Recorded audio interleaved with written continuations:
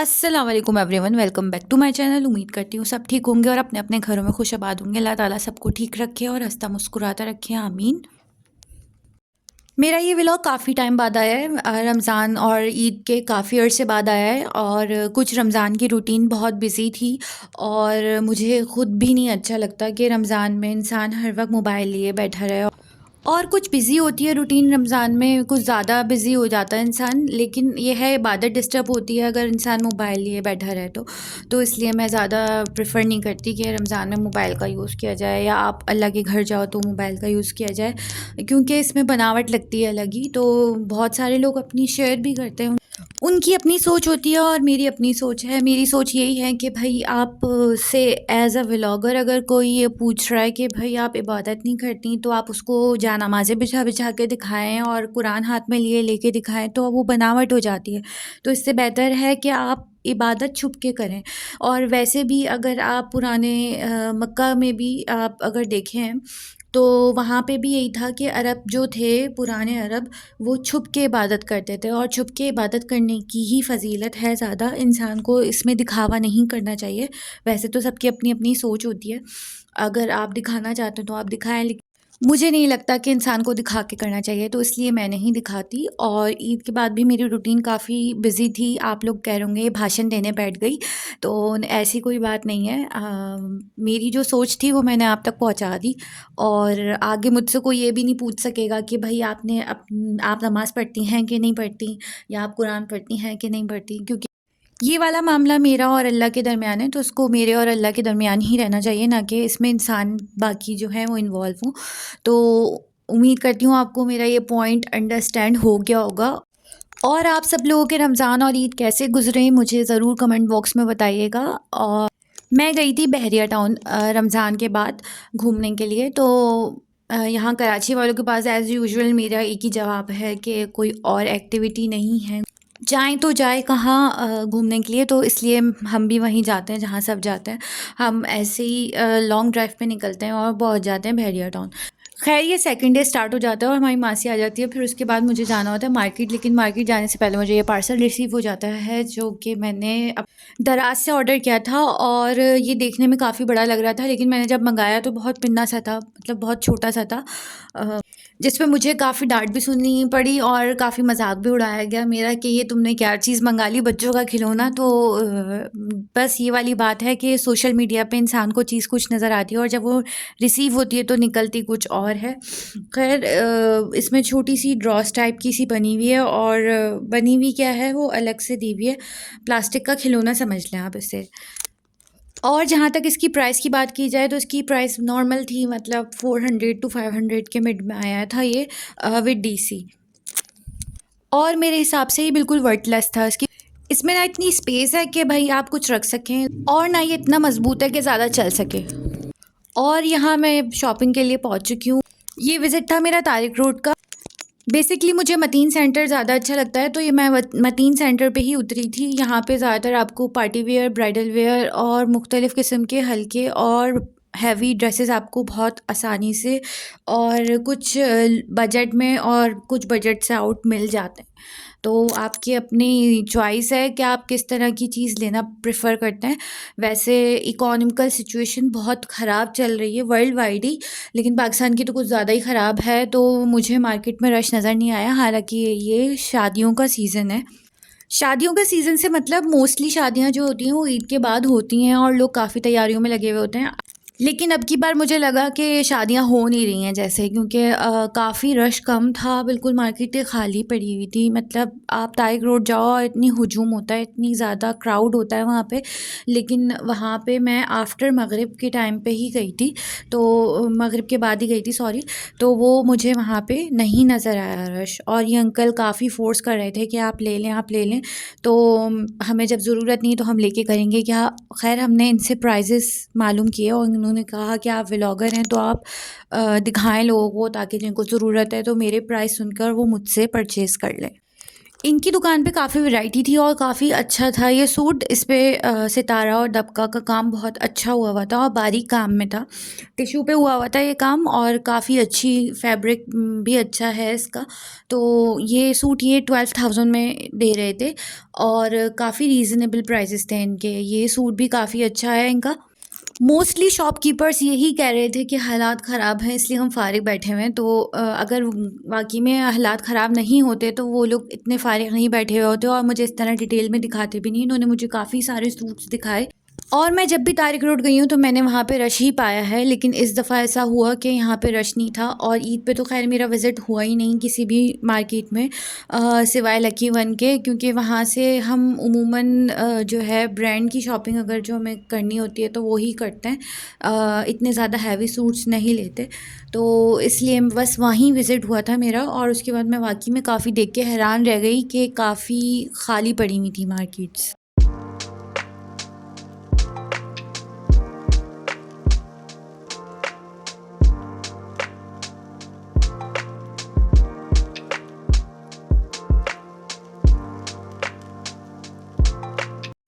इनके पास सूट्स की वैरायटी काफ़ी अच्छी थी और काफ़ी बारीक काम हुआ था और हर तरह का काम अवेलेबल था और जो अपनी मर्ज़ी से कराना चाहते हैं वो भी करके देते हैं। मैंने इनसे सारी डिटेल्स ली थी कि आप कितने दिन में दे देते हैं, अगर आप को ब्राइडल सूट्स दिए जाएँ तो आप कितने दिन में दे देते हैं। तो इन्होंने यही कहा था कि 2 से 3 महीने तो मिनिमम लगते ही हैं ऑर्डर कंप्लीट होने में। और कोई अगर अपना फैब्रिक देके काम करवाना चाहता है और नेट से देख के डिज़ाइन अप्रूव करता है तो वो काम भी कर देते हैं, लेकिन उसके अकॉर्डिंग प्राइस डिफरेंस होती है काम के अकॉर्डिंग। ये जो सूट्स दिखाए थे इन्होंने, इसकी रेंज स्टार्ट हो रही थी 10,000 से 25,000 तक और जो ब्राइडल वेयर आपने देखे थे स्टार्ट में वो 45 टू 65,000 तक मिल जाएंगे आपको। इस सूट की प्राइस इन्होंने मुझे 20,000 बताई थी और ये जो सूट आपको नज़र आ रहा है मस्टर्ड कलर में, ये था कॉटन नेट पे और आजकल काफ़ी चल रहा है, करंडी भी बोलते हैं इसको। तो ये इस पे काम हुआ था और काफ़ी बारीक काम हुआ था, लेकिन इस पे पर्ल्स वगैरह का काम था तो ख़राब होने का अंदेशा था होता है पर्ल्स के काम में उमूमन। तो इसकी प्राइस इन्होंने मुझे 14,000 बताई थी, लेकिन ये बार्गेनिंग भी कर रहे थे और काफ़ी बार्गेनिंग करने पे राज़ी भी थे। मैं आप लोगों को ये मेंशन करती चलूँ कि ये जो प्राइसेस थे वो ईद के फ़ौरन बाद के थे, मतलब विद इन अ वीक मैं गई थी विज़िट करने के लिए, तो ये ईद के फ़ौरन बाद के ये प्राइसेस थे। अब अगर बढ़ा दी हों तो मुझे नहीं पता, लेकिन जब मैं गई थी और काफ़ी खाली थी मार्केट तो उन्होंने मुझे यही प्राइसेस बताए थे। पूरे वैरायटी ये लोगे, ये पड़ेगा आपको 10,000 रुपये का। ये आस्तीन है इसकी आस्तीन कैसी है? इसकी आस्तीनों पर छोटा का बॉर्डर है। ये जो सूट था ये मैक्सी स्टाइल में था और इसके साथ एक दुपट्टा था जिस पे अच्छा खासा चौड़ा बॉर्डर बना हुआ था, तो ये 15,000 में दे रहे थे ये। और इसका कलर काफ़ी प्यारा सा था गर्मी के हिसाब से भी और वैसे भी, जैसे इंगेजमेंट और आप छोटे मोटे इवेंट्स में अगर पहनना चाहें तो पहन सकते हैं। और ये वाली बात मुझे इन्हीं से पता चली कि काम की नौइयत के हिसाब से पैसे होते हैं, वरना ये सूट काफ़ी हैवी था, इसकी माथा पट्टी काफ़ी चौड़ी थी और शर्ट पे भी काफ़ी काम था। लेकिन जो पहले इन्होंने रेड वाला दिखाया था जो 12,000 में दे रहे थे वो इतना हैवी वर्क नहीं था।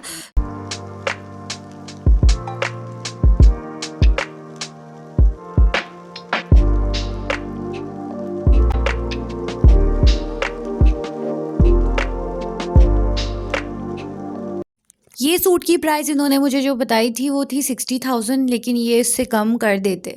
और मैंने इनसे लास्ट भी पूछे तो उन्होंने मुझे यही बताया था कि 45 के अराउंड में हो जाएगा और अगर आप अपने कपड़े पे बनवाना चाहें तो भी बना के दे देंगे। दिखने में ये सूट काफ़ी स्टाइलिश लग रहा था, लेकिन मैंने इसको करीब से देखा तो इसमें थोड़ा मोटा काम हुआ था। वैसे तो आपकी अपनी चॉइस है, आप किस तरह का काम पसंद करते हैं, लेकिन मुझे मोटा काम इतना पसंद नहीं है तो इसलिए मुझे इतना अच्छा नहीं लगा ये सूट। नीचे वाला कितने का बताया? 45 का।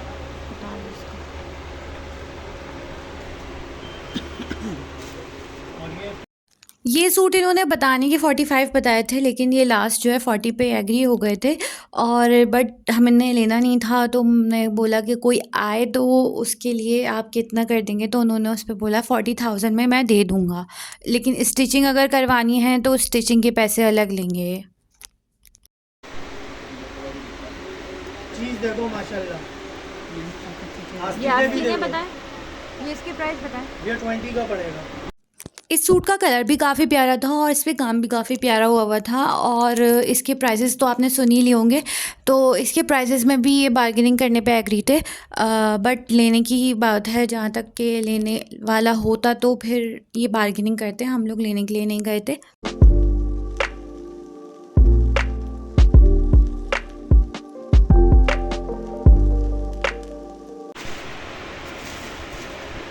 इसकी आस्तीन है।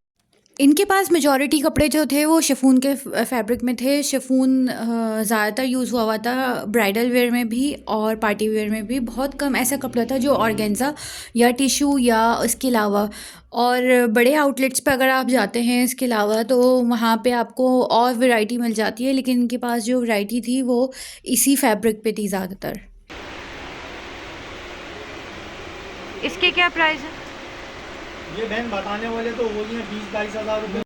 इस सूट में इनके पास 2 कलर अवेलेबल थे और ये भी शिफॉन पे ही था और इसकी एम्ब्रॉयडरी काफ़ी अच्छी हुई हुई थी। इस पे सीक्वेंस का काम और कुछ तिल्ला वर्क और कुछ रेशम का काम हुआ था और इसके प्राइस उन्होंने 20,000 बताए थे, तो ये इसमें भी बार्गेनिंग करने पर एग्री थे। और लेकिन मुझे इसका फैब्रिक कुछ ख़ास पसंद नहीं आया क्योंकि फैब्रिक क्वालिटी थोड़ी हल्की थी शिफॉन पे ही, लो क्वालिटी शिफॉन थी इनके पास। नहीं, काम वाले सूटों में इतने ही आते हैं।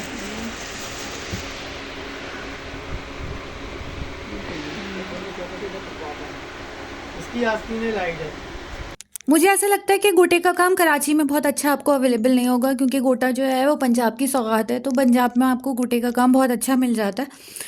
वैसे तो मैंने देखा नहीं है, लेकिन मैंने लोगों से सुना है जो हमारे जानने वाले हैं जो लाते रहते हैं, तो उन्होंने हमें यही बताया है कि पंजाब में एज़ कम्पेयर टू कराची बहुत सस्ता काम आपको गोटा वर्क में मिल जाएगा और यहाँ इतना अच्छा था भी नहीं है, काफ़ी मोटा मोटा काम हुआ था गोटे वर्क में।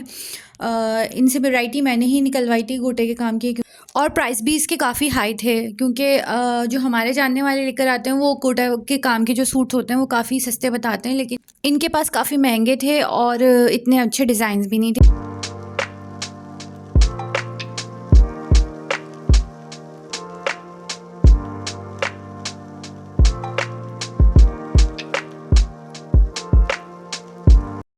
ये टोटल स्टोन वर्क पे था और इसमें साथ में दबका था, कोरा भी था और सितारा भी था, लेकिन ज़्यादातर जो चल रहा था इसमें स्टोन का काम ज़्यादा नज़र आ रहा था और स्टोन का काम ऐसा होता है कि वक्त गुजरने के साथ साथ ब्लैक होता चला जाता है। वैसे तो वैरायटी के ऊपर बात होती है कि बंदे ने क्या सामान लगाया है इसमें, लेकिन स्टोन वर्क का एक फ़ॉल्ट ये है कि स्टोन काला हो जाता है और जिसकी वजह से सूट पुराना पुराना लगने लगता है। ये आगे से लगा कितने का है ये वाला? 140।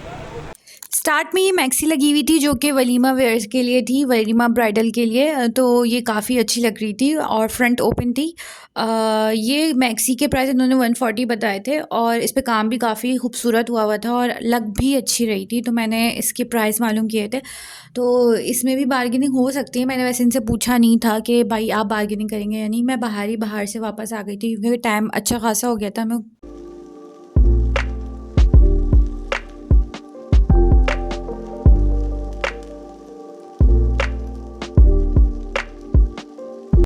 ये शॉप मदीन सेंटर के बेसमेंट वाली साइड पे है जहाँ पे स्टेयर्स नीचे की तरफ को जा रही हैं और ये अंदर में सेकंड शॉप है शायद, कंफर्म नहीं है मुझे, लेकिन मुझे ये याद पड़ रहा है कि बेसमेंट में है ये शॉप। तो उनके पास ज्वेलरी वर्क में काफ़ी अच्छी शर्ट्स थी, पूरे सूट थे, शर्ट्स ही नहीं, जिसमें शर्ट्स पे काफ़ी हैवी वर्क हुआ था और दुपट्टे पे छन बूटी का काम हुआ था और ये काम काफ़ी इन है आजकल, मार्केट में भी लोग पसंद कर रहे हैं क्योंकि ये रेडी टू वेयर ही होते हैं इस तरह के सूट। दबके का काम थोड़ा सा ओल्ड फैशन पे चला गया कि क्योंकि बहुत ज़्यादा दबका काफ़ी अरसे तक चलता रहा, फिर सितारा भी काफ़ी अरसे तक चलता रहा। अब ये काम की नौयत में कुछ चेंजिंग आई है, लेकिन ये ज़्यादा पायदार काम नहीं है और मुझे पता नहीं था इस काम को क्या कहते हैं, तो मैंने इनसे पूछा तो इन्होंने कहा इस काम को ज्वेलरी वर्क कहते हैं।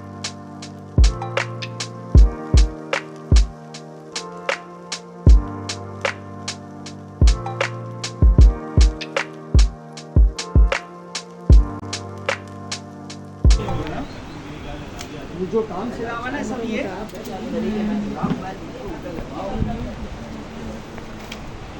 अच्छा इसमें आप एक और कलर दिखा दें पिस्ता कलर है इसका नो डाउट ये देखने में भी अच्छे लग रहे थे और वेयर करने के बाद भी अच्छे लगेंगे क्योंकि इनकी लुक थोड़ी एलिगेंट सी डिसेंट सी और थोड़े से काम से कलर थे इनमें, तो ये बहुत अच्छे लग रहे थे। पायदार नहीं है लेकिन इनके अगर रेट्स की बात करें तो रेट्स अच्छे खासे हाई हैं इस सूट के। तो क्या ले रहा है ये वाला दिखाइएगा, ये वाला भी दिखा दे। अच्छा इसकी भी मैचिंग देखिएगा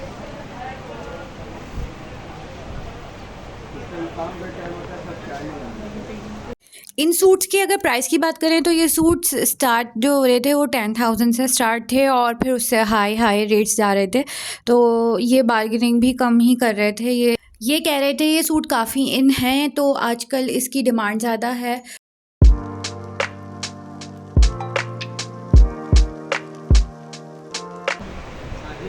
ये भी अच्छा लग रहा है, दोनों अच्छा लग रहा है। वो लाइट ज़्यादा लग रहा है गिरे वो अच्छा लग रहा है ना। है। ये दो सूट काफ़ी प्यारे लग रहे थे और काफ़ी हैवी वर्क पे थे, लेकिन इसके दुपट्टों पे कोई काम नहीं था। इनके जो आप ये समझ लें दुपट्टा जो थे उस पर छन बूटी का काम था, सिर्फ छन का काम था, बूटी भी नहीं थी। दुपट्टे को फैंसी बनाने के लिए आप डिफरेंट लेसेस का इस्तेमाल कर सकते हैं। तो सूट लेकिन काफ़ी प्यारा था और इस सूट की प्राइस जो थी वो 15,000 थी और इसमें इन्होंने कोई बार्गेनिंग नहीं की। ये वाला कपड़ा नहीं देंगे। हाँ आइडिया के लिए लगा कर दिखाया है आपको। ये अंकल मुझे बता रहे थे कि ये इसके साथ ये वाले सूट के साथ ये वाला कपड़ा नहीं देंगे, ये दूसरा फैब्रिक देंगे जो उससे अच्छी क्वालिटी का होगा और जो ट्राउज़र है वो शॉर्ट सिल्क का देंगे। और ये लास्ट दुकान थी जहाँ मैंने विज़िट किया और काफ़ी थक चुके थे हम लोग क्योंकि काफ़ी रात हो चुकी थी। हम निकले ही मगरिब के टाइम पे थे तो काफ़ी लेट हो गया था और यहाँ पे तकरीबन सारा अनस्टिच सामान मिल रहा था। सारा फैब्रिक जो था वो अनस्टिच था, उसमें गोटा वर्क और कामदानी का वर्क और मुख्तलिफ़ किस्म के जैसे रेशम वगैरह के काम के कपड़े मिले थे जिसकी प्राइसेस जो है 4,000 से 5,000 के अराउंड में थी। इससे ज़्यादा महंगे कपड़े नहीं थे इस शॉप पे। उम्मीद करती हूँ आपको मेरा ये व्लॉग बहुत अच्छा लगा होगा और आपने पूरा वॉच किया होगा। तो मेरे चैनल को अपनी फ्रेंड्स और फैमिली से लाजमी शेयर कीजिएगा और उसको लाइक सब्सक्राइब और शेयर ज़रूर कीजिएगा ताकि मेरी मेहनत को आप लोगों की एप्रिसिएशन मिल सके और मुझे लगे कि मेरे व्लॉग को पसंद किया जा रहा है और मेरे मटेरियल जो मैं दे रही हूँ उसको पसंद किया जा रहा है। तो उम्मीद करती हूँ आपको मेरा व्लॉग अच्छा लगा होगा। कामदानी चाहिए आपको और आप लोगों का टाइम मेरी वीडियो को देख के बहुत अच्छा गुजरा होगा, कुछ इन्फॉर्मेशन भी गेन हुई होगी कि मार्केट में क्या इन है और क्या आउट है। तो आप मेरे व्लॉग को लाजमी पूरा वॉच कीजिएगा।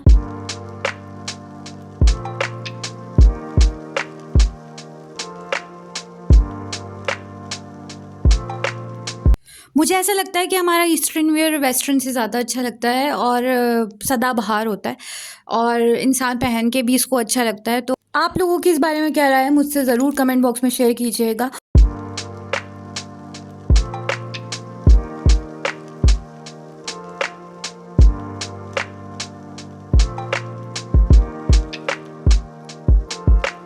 मुझे दीजिएगा इस व्लॉग से इजाज़त। इंशाल्लाह मिलते हैं नेक्स्ट व्लॉग में एक नई वीडियो के साथ और एक नई जगह के साथ। जब तक अपना और अपने प्यारों का ख्याल रखिएगा। जब तक के लिए अल्लाह हाफ़िज़।